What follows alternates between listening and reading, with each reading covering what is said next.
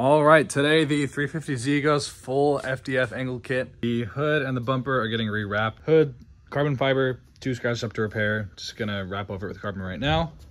Let's get this thing up in the air. Actually, let's check and get a before shot right here. I did have the GK Tech little knuckle adapter for some added angle. Kind of see some of it in there. Nothing crazy, especially the trailing wheel, just because of the Ackerman setup I had. Definitely better as stock, as all you 350 owners know, this is like here.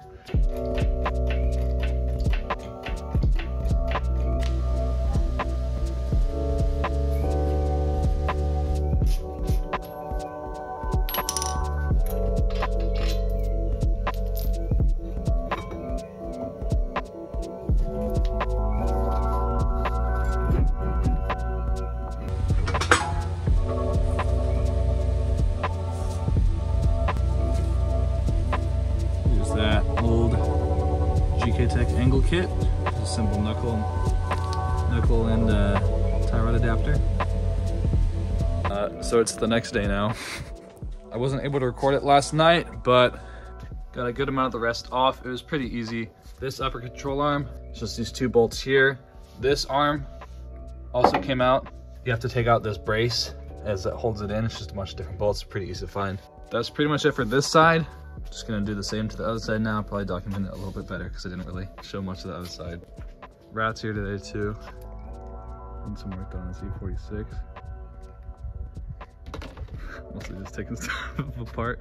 When you're trying to loosen that other one, you're just gonna be turning the whole wheel and you're gonna be fighting yourself. So just crack all the bolts first, all the nuts first. All these ones under here you're gonna need to get. I forgot there's one more that holds it too. Just that upper arm connects it to there. Just loosen that before you take everything else out. There we go. How about? And you just grab your 12.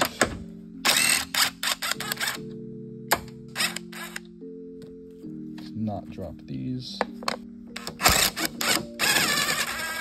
Be careful. Ooh, that almost fell. And if you're removing these, it's going to release it from the top. So you want to make sure you're either holding it or you still have it attached to the bottom. Then you just get your 17 wrench, 17 socket. Just like that. And just let this thing down. Like so. Boom. All right, now that you have all this out of the way, the strut, the hub, all that's left is removing the tie rod here and this arm right here. Really simple, just nut, bolt. If you do have the GK Tech angle kit already, it's pretty easy to take off. I just put this crescent wrench right here and my 22 on the locking nut right here. Twist the locking nut to the right, hold this in place. Then you just twist this left to get this off. Now to take off the inner tie rod, pretty simple too. There's just this little pinch lock thing, I think is what it's called. I don't really know the terms for it, but pretty easy. Just get your pliers in there, just off like that.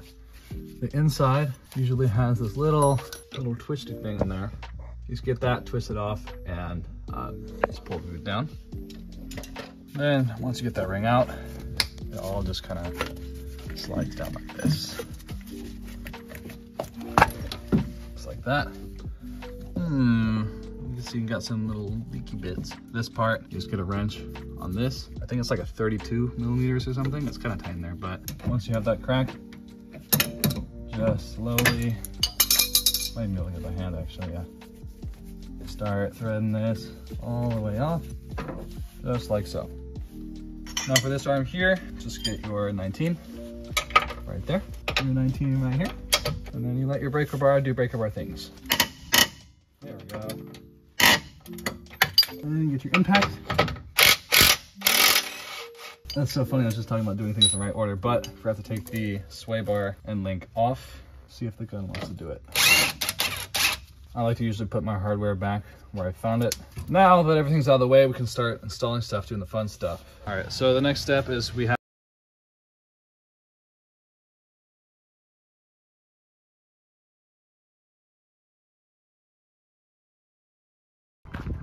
Hey, can you record something for me? Yeah. I'm gonna start cutting stuff.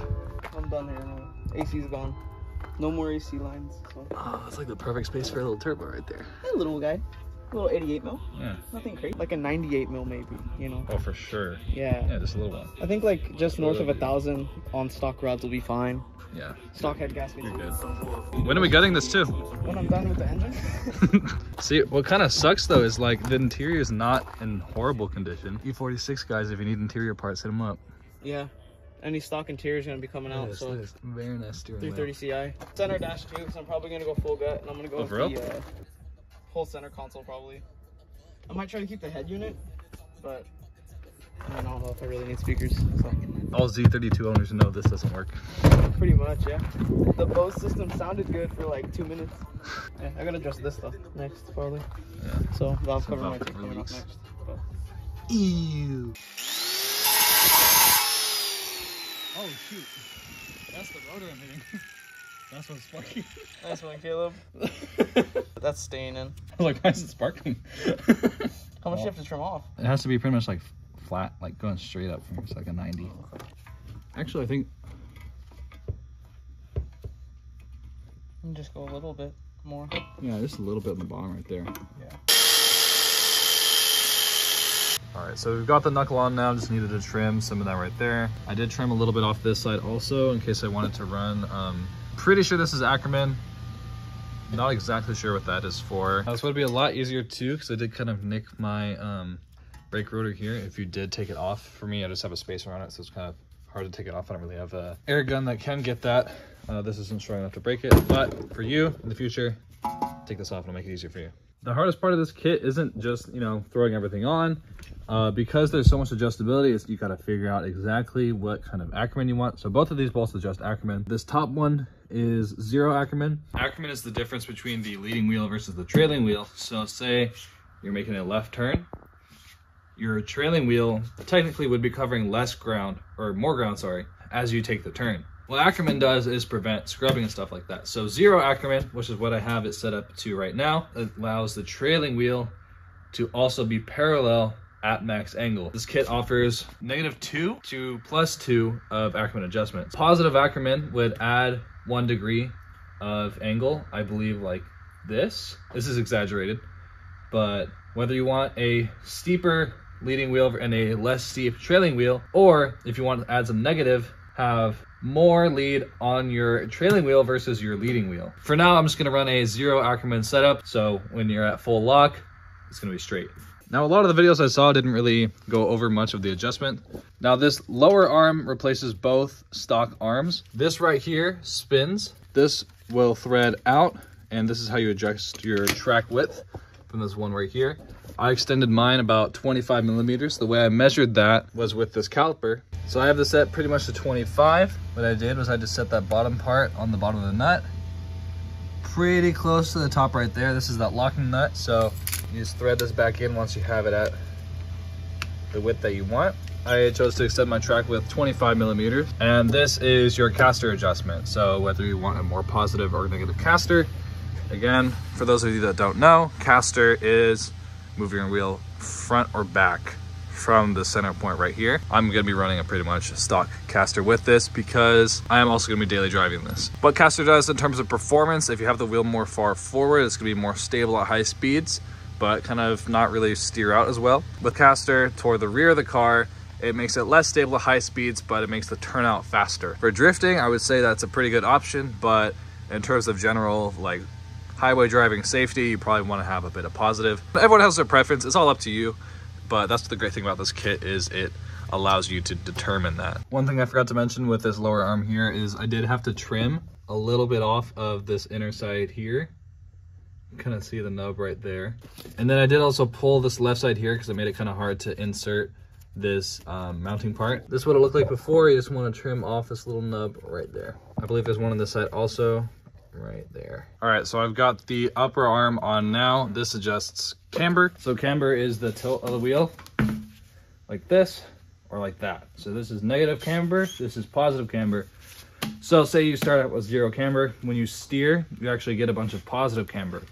The more tire you have in contact with the ground, the more grip you're gonna have. So when you're steering and you get a bunch of this positive camber, obviously it's exaggerated, but still, you get way less tire contact with the road. But if you start out with some negative camber like this, when you steer, it becomes flat.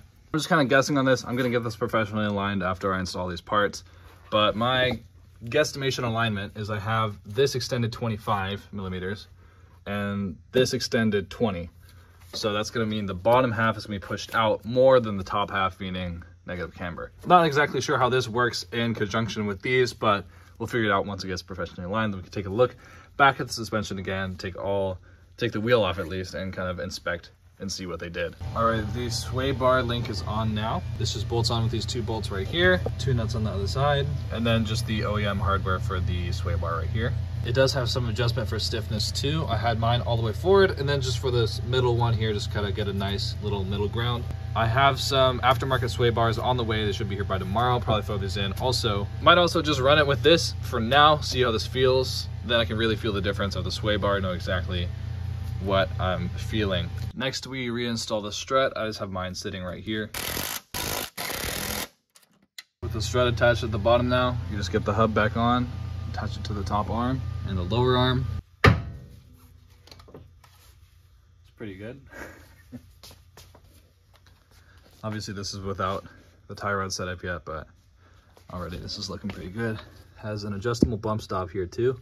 Next, we will be installing the rack offset spacer here. What you're gonna need is this tiny little Allen key here. And what you're gonna wanna do is loosen this little screw right here, which will allow this to be a little looser here. Otherwise, if this is tight, when you're tightening it onto the rack, it's gonna be twisting the whole thing. Then you're also gonna need this 14 millimeter Allen socket here. From the left side, you're gonna wanna have it facing like this, with the sloped end facing forward and this bolt as far forward as you can. You can see these 2 little grooves right here. You wanna line up these 2 little spokes right here, just like so. It'll kind of sit in place. Then you get that 14 millimeter Allen and just tighten that sucker down. Then once you have that pretty tight with your ratchet, you want to torque this down to 60 to 75 foot-pounds. I'm going to be going with 75 because I want this to be secure. Next, you're going to want to loosen this nut here so you can pick up this tie rod, just like so. And you're going to want to thread it onto the new tie rod. Then you're going to want to get this onto the other tie rod here. And you want it to reach this stud here on the wheel hub.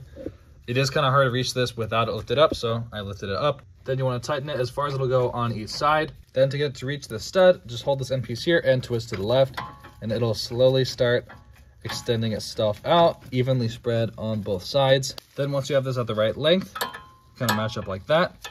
I found this easiest to slide this piece on before, have this one on the bottom, kind of slide it up like that. Then you get the nut just so that it'll hold it in place while you get this top part in right here. Next, you just need to reinstall the caliper.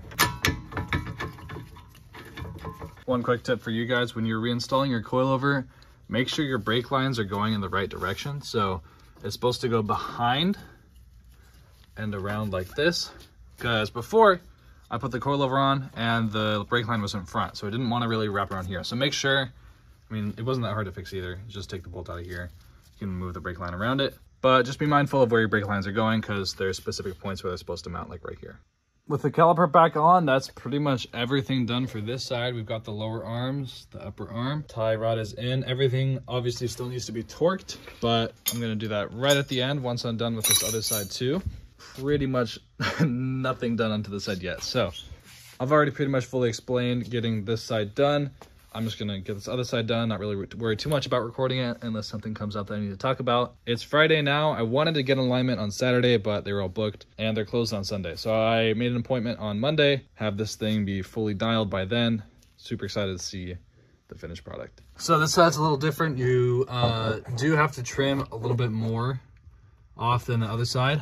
The only pro is you don't have to bend out this other side like I did earlier, but there's quite a lot that you have to trim off, as you can see here. I don't know if I've said this earlier, but I've also noticed it's a lot easier to put the Ackerman one in first, and then you can loosen this and it'll let you have some play forward and backwards, which will make it a lot easier to get this side in also. All right, everything pretty much is done now. I changed the position of the sway bar a little bit because having it in the middle on the other side kind of made it hard for this one to go in, so I just put them both on this inner one here. The frame support thing, whatever you want to call it, cross member, is back in the car now too.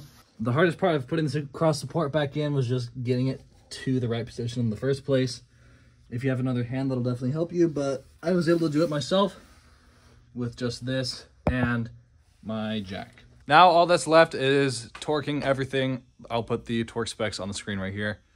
Then after that, all we have to do is put the wheels back on and see how badly I messed up the toe settings and then adjust from there if needed. For those of you that don't know, toe is in or out. Most cars just have zero toe, just straight ahead. For drifting, toe out is pretty good in the front. It'll let you steer out more quickly. I'm just gonna be trying to get this to go straight as possible just for now. Eventually I'll probably add some toe out just so it'll flick out easier. But to adjust your toe, you want to make sure your locking nuts have some room in between so this can move. This right here is how you adjust your toe. This is a 17, I believe the locking nuts are like 24s. You twist to the right to get some toe out. You twist to the left to get some toe in. Then once you're happy with your little eyeball alignment, you just go in and tighten your locking nut right here. All right, the wheels are on already. This is some pretty crazy camper without the suspension loaded up too. All right, let's put this thing on the ground. See what she looks like.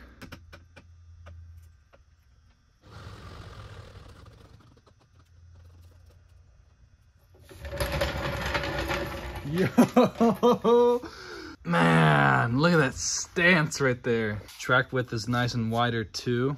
Sick.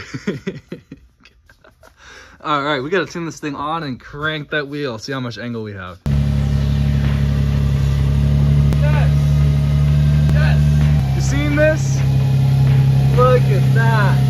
Insane angle now. That is crazy.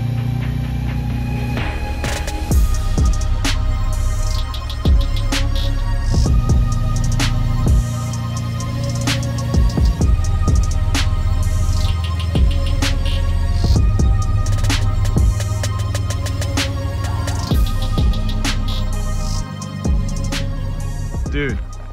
You got max lock or what? Yep. Yeah, damn. Yeah, damn. You know, this is like gonna be really good for getting into parking spots and stuff. Yeah. It's hard.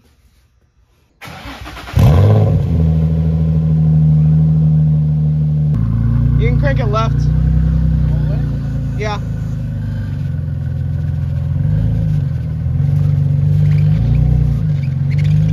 Keep going. Full right and forward again.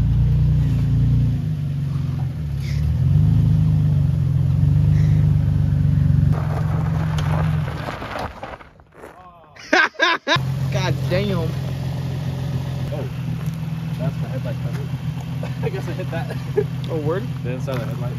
Yeah, you almost ran over my exhaust. Yeah, that's why I was like, straighten out, straighten out, straighten out. Your wheel was like hella close. Straighten out, straighten out.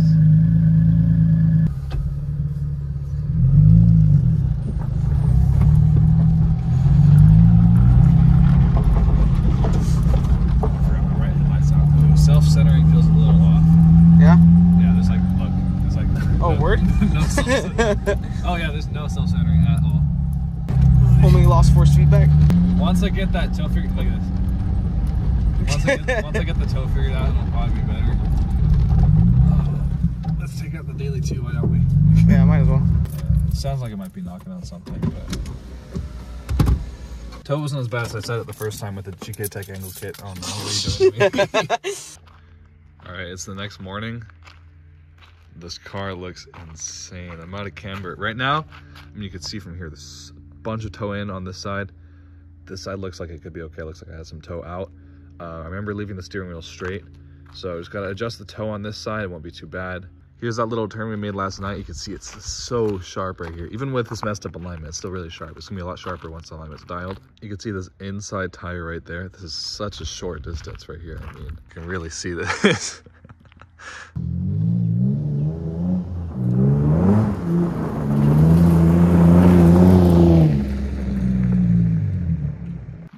Yo. Even on like kind of a bad alignment, this thing actually doesn't drift that horribly. I say, right, look at this tire mark I made. Yeah, so that's why you want to get your toe settings right. I think it's a little toed in right now. Obviously the wheel's turned. It's not actually like this straight. But as you just saw, it's not bad, and the max angle on this thing looks insane. That was hitting lock right there too. Can't wait to see how this thing feels once I get it properly aligned.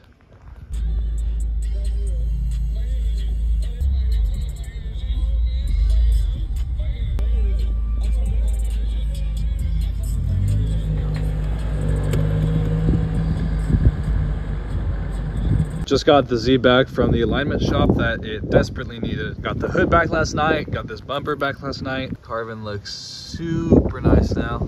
I kind of wish I added a little bit more camber because you can see there's a little bit of positive camber, but not that at all. One thing the alignment guy did point out to me was the knuckle kind of hits on the upper arm a little bit. Not so much when it's at full lock like this, but when it's straight, it's kind of rubbing a little bit. So I might either grind that down a little bit or lift the car. So here are the results that the alignment shop gave me. You can see camber right on the top there, a bunch of camber. You can see negative 7.8 on this side, negative 7.6 on the other. Toe is what I'm most interested for. I had really messed that up. So I had 2.7 there and 2.9 on the other side. So there's a bunch of toe out. I believe negative toe is toe in and toe out is positive toe. So here is where the alignment tech said the knuckle was rubbing on the upper arm. You can see right there, there's some chipping, some rubbing.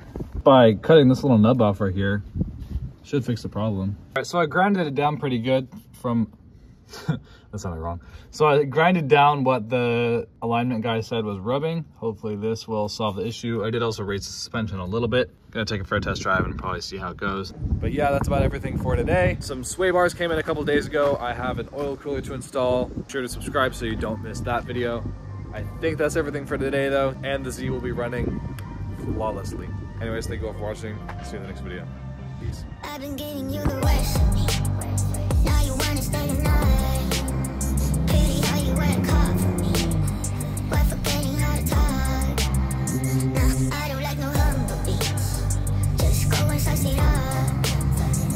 Now it's time to Yeah, you're completely cleared out.